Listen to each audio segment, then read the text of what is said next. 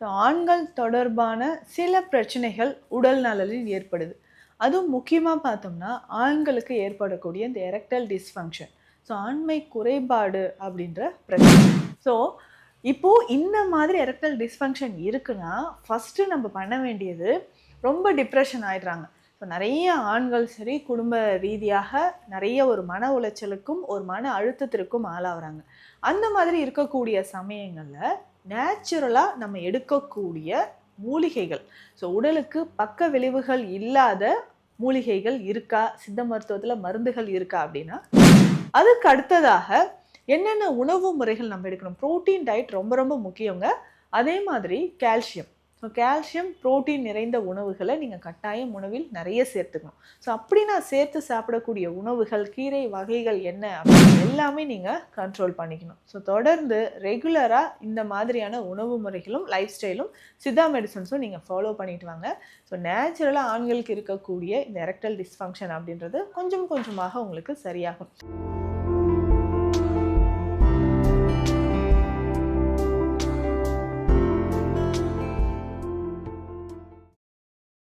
வரம் நேயர்களுக்கு வணக்கம். நான் டாக்டர் நித்யா, சித்தா ஃபிசிஷியன்.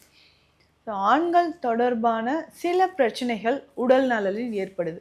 அதுவும் முக்கியமாக பார்த்தோம்னா, ஆண்களுக்கு ஏற்படக்கூடிய இந்த எரெக்டைல் டிஸ்ஃபங்க்ஷன், ஆண்மை குறைபாடு அப்படின்ற பிரச்சனை.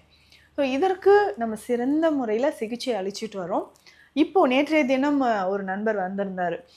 டாக்டர், எனக்கு வயது ஒரு 40க்கு மேலே அப்படின்னு வச்சுக்கோங்களேன். 40 வயதுக்கு மேலே ஆகுது. இத்தனை வருஷங்களாக எனக்கு 5லேருந்து 6 வருஷமாக எனக்கு சுகர் இருக்குது அப்படின்னு சொல்கிறார். பட் இந்த கண்டிஷனில் சுகர் ஒரு 2 வருடங்களேயே எனக்கு எரெக்ஷன் ப்ராப்ளம் வந்தது. இதனால் எனக்கு என்ன ஆச்சுன்னா, அதுக்கப்புறம் நான் சில வகையான மாத்திரைகளை நான் யூஸ் பண்ண ஆரம்பித்தேன். இந்த எரெக்டைல் டிஸ்ஃபங்க்ஷனுக்காக சில வகையான மாத்திரைகள், வயக்ரா டேப்லெட்ஸ் நான் யூஸ் பண்ணுறேன். இன்னமும் நான் பண்ணிட்டு தான் இருக்கிறேன். ஒவ்வொரு முறையும் அதை நான் ரெகுலராக வாரத்துக்கு 2 முறையோ இல்லை 3 முறையோ அதை நான் யூஸ் பண்ணும்போது அப்போதைக்கு நல்லா இருக்கு. ஒரு 2 வருடம் இப்படியே போகுது. இப்போ எனக்கு பார்த்தீங்கன்னா உடல் நல்ல நிறைய ப்ராப்ளம்ஸ் வந்திருக்கு. நானும் சிலரை கன்சல்ட் பண்ணும்போது எல்லாரும் என்ன சொன்னாங்கன்னா, இந்த மெடிசன்ஸ் அதிகமாக எடுக்காதீங்க. வயக்ரா டேப்லெட்ஸ் கொஞ்சம் நிறைய எடுக்காதீங்க. அப்போ தேவையான போது மாதத்துக்கு 1 முறையோ 2 முறையோ இல்லை எப்பயாவது ஒரு வாட்டி நீங்கள் யூஸ் பண்ணுங்க. இதுக்கப்புறமும் இதை யூஸ் பண்ணிங்கன்னா இந்த மாதிரியான விளைவுகள் உங்களுக்கு ஏற்படும்னு சொன்னாங்க. இப்போது இந்த மாதிரி எரெக்டைல் டிஸ்ஃபங்க்ஷன் இருக்குன்னா, ஃபஸ்ட்டு நம்ம பண்ண வேண்டியது ரொம்ப டிப்ரெஷன் ஆயிடுறாங்க.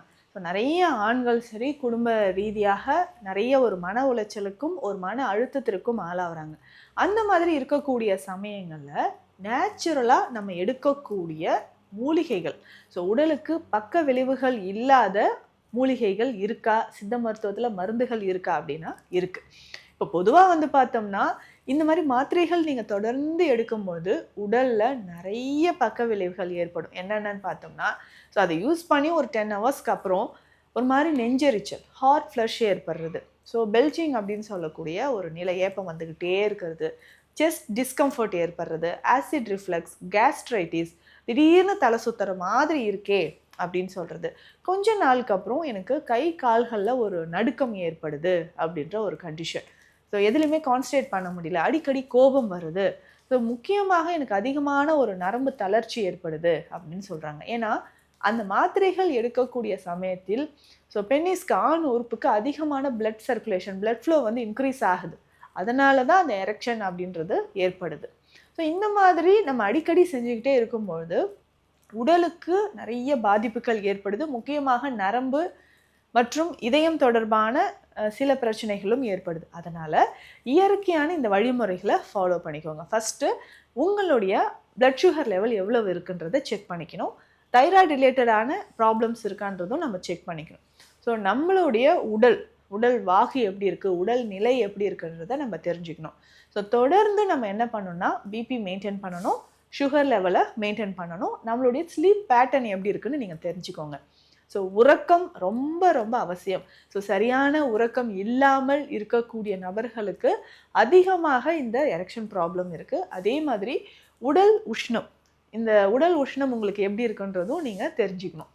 இந்த மாதிரி எல்லா விஷயங்களும் நம்ம கரெக்டாக ஃபாலோ பண்ணிட்டு வரும்போதே உங்களுக்கு பாதி 50% நமக்கு இந்த ப்ராப்ளம் சால்வ் ஆச்சுன்னு நீங்கள் வச்சுக்கலாம். அதுக்கு அடுத்ததாக என்னென்ன உணவு முறைகள் நம்ம எடுக்கணும்? புரோட்டீன் டயட் ரொம்ப ரொம்ப முக்கியங்க. அதே மாதிரி கால்சியம். ஸோ கால்சியம், புரோட்டீன் நிறைந்த உணவுகளை நீங்கள் கட்டாயம் உணவில் நிறைய சேர்த்துக்கணும். ஸோ அப்படி நான் சேர்த்து சாப்பிடக்கூடிய உணவுகள், கீரை வகைகள் என்ன அப்படின்னு கேட்டிங்கன்னா, தூதுவளை கீரை ரொம்ப முக்கியங்க. முருங்கைக்கீரை ரொம்ப முக்கியம். வாரத்திற்கு 2-3 முறையாவது இந்த தூதுவளை, முருங்கைக்கீரையை வந்து நீங்கள் உணவில் சேர்த்துக்கணும். அடுத்ததாக வெந்தயக்கீரை. ஸோ வெந்தயக்கீரை இல்லை என்றாலும் இந்த வெந்தய பொடி இருக்குது பார்த்தீங்களா, இதை வந்து நீங்கள் சேர்த்து சாப்பிட்லாம். ஸோ வெந்தய பொடிக்கு அவ்வளவு சத்து இருக்குது. ஸோ அதிகமான இரும்பு சத்து, கால்சியம், ஆண்களோட விந்தணுக்கள் எண்ணிக்கைக்கு, அந்த ஸ்பெர்ம் கவுண்ட் வந்து இன்க்ரீஸ் ஆகிறதுக்கு, எரெக்ஷன் ப்ராப்ளம்க்கும் இந்த வெந்தய பொடி ரொம்ப சிறந்தது. ஸோ காலையில் எம்டி ஸ்டொமக்கில் ஒரு 100 கிராம் வெந்தயம் இருக்குன்னு வச்சுக்கோங்களேன், பவுடர் பண்ணிவிட்டு ஒரு 20 கிராம் அதில் வந்து சீரகம் சேர்த்துக்கோங்க. ஸோ வெந்தயம், சீரகம் இது ரெண்டுமே சேர்த்து நம்ம பவுடர் பண்ணி எடுத்து வச்சுட்டு ரெகுலராக 1 டீஸ்பூன் அளவுக்கு இதை காலையில் எம்டி ஸ்டொமக்கில் நம்ம சாப்பிட்டுக்கிட்டே வரணும். இப்போ நல்லா சாப்பிட்டுட்டு கொஞ்சம் தண்ணியோ இல்லை மோரோ, நீர் ஆகாரமோ காலையில் குடிச்சிக்கோங்க.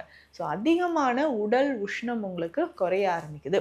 இப்போ கொஞ்சம் கொஞ்சமாக இந்த எரெக்ஷன் ப்ராப்ளம் சரியாகணும்னா வேறு என்னென்னங்க செய்யலாம்? ஸோ நேச்சுரலாக நான் இதற்கான ட்ரை பண்ணும்போது எல்லோரும் சொல்கிற விஷயம், நான் அஸ்வகந்தா சாப்பிட்டேன், சிலாஜித் அப்படின்னு சொல்லக்கூடிய டேப்லெட் வந்து நான் சாப்பிட்ருக்கேன் டாக்டர் அப்படின்னு சொல்கிறீங்க. தாராளமாக இதை எடுத்துக்கலாம். ஸோ அஸ்வகந்தா அப்படின்னு சொல்கிறது நேச்சுரலாக நமக்கு வந்து ஒரு பெஸ்ட் அப்ரோடிசியாக் அப்படின்னு சொல்லலாம். ஆண்மை பெருக்கி செய்கை இருக்கக்கூடிய மூலிகை, பெஸ்ட் நர்வின் டானிக் அப்படின்னு நம்ம சொல்லலாம். ஸோ அதே மாதிரி உறக்கம் இல்லாமல் ரொம்ப நாளாக இருக்கிறீங்கனாலும் அஸ்வகந்தாவை எடுத்துக்கலாம். ஸோ நிறைய பலன்கள் இதில் இருக்குது.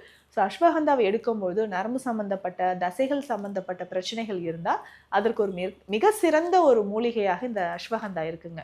ஸோ அதே மாதிரி வேறு என்னென்ன மூலிகைகளை நம்ம சேர்த்து சாப்பிடலாம் அப்படின்னு கேட்டிங்கன்னா, பூனைக்காளி இருக்குது, பூனைக்காளி விதைகள் இருக்குது, அதை வந்து பொடியாக நம்ம சாப்பிட்லாம். சதாவரி நீங்கள் எடுத்துக்கலாம்.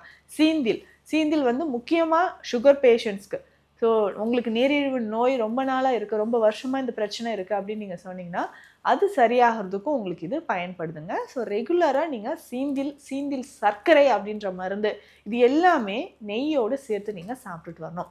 ஸோ உணவில் நெய், வெண்ணெய் இது எல்லாமே சேர்த்துக்கும்போது உங்களுக்கு நல்ல ஒரு பலன் கிடைக்குது அப்படின்னு சொல்லலாங்க. ஸோ தொடர்ந்து இந்த மாதிரியான உணவுகள், மூலிகைகளை நீங்கள் பயன்படுத்திக்கிட்டு வரலாம். இதில் முக்கியமாக பார்த்தோம்னா ஷர்பகந்தா அப்படின்ற ஒரு மூலிகை இருக்குது. இது ஸ்பெஷலாக பிளட் ப்ரெஷரை குறைக்கிறதுக்கும், ஸோ நிறைய பேருக்கு இருக்கக்கூடிய இந்த எரெக்டல் டிஸ்ஃபங்க்ஷனை சரி செய்கிறதுக்கும் இது பயன்படுது. இதுவும் நீங்கள் மருத்துவர் ஆலோசனைப்படி ஃபாலோ பண்ணிட்டு வரலாம். ஸோ ரெகுலராக நம்ம என்ன பண்ணலாம்னா சில சிறுதானிய வகைகளை நீங்கள் எடுத்துக்கிட்டே வரணுங்க. இதில் வந்து கம்பு மிக சிறந்தது, கேழ்வரகு, குதிரைவாலி, சாமை, மாப்பிள்ளை சம்பா அரிசி, இந்த மாதிரி பாரம்பரிய அரிசி வகைகளை உணவில் சேர்த்துக்கிட்டே வாங்க. அதிகமாக ஜங்க் ஃபுட் சாப்பிட்றது, இல்லை தேவையில்லாமல் உப்பு நிறைய சேர்ந்துருக்கக்கூடிய உணவுகள், ஸ்வீட்ஸு, ஸோ இனிப்பு சார்ந்த உணவுகளை நிறைய எடுக்கிறது, ஸோ இது எல்லாமே நீங்கள் கண்ட்ரோல் பண்ணிக்கணும். ஸோ தொடர்ந்து ரெகுலராக இந்த மாதிரியான உணவு முறைகளும் லைஃப் ஸ்டைலும் சித்தா மெடிசன்ஸும் நீங்கள் ஃபாலோ பண்ணிட்டு வாங்க. ஸோ நேச்சுரலாக ஆண்களுக்கு இருக்கக்கூடிய இந்த எரெக்டல் டிஸ்ஃபங்க்ஷன் அப்படின்றது கொஞ்சம் கொஞ்சமாக உங்களுக்கு சரியாகும். நினைவில் வைத்துக்கொள்ள வேண்டிய விஷயம் என்னென்னா, சுகர் ரொம்ப நாளாக இருக்கா, பிபி ரொம்ப நாளாக இருக்கா, அதை வந்து செக் பண்ணிவிட்டு அதற்கேற்ற மருந்துகள் எடுத்துக்கோங்க. உங்களுக்கு நல்ல ரிசல்ட் கிடைக்கும். சித்த மருத்துவம் தொடர்பான மருத்துவ ஆலோசனைகளுக்கு ஸ்க்ரீனில் இருக்கிற நம்பருக்கு காண்டாக்ட் பண்ணுங்கள். நன்றி.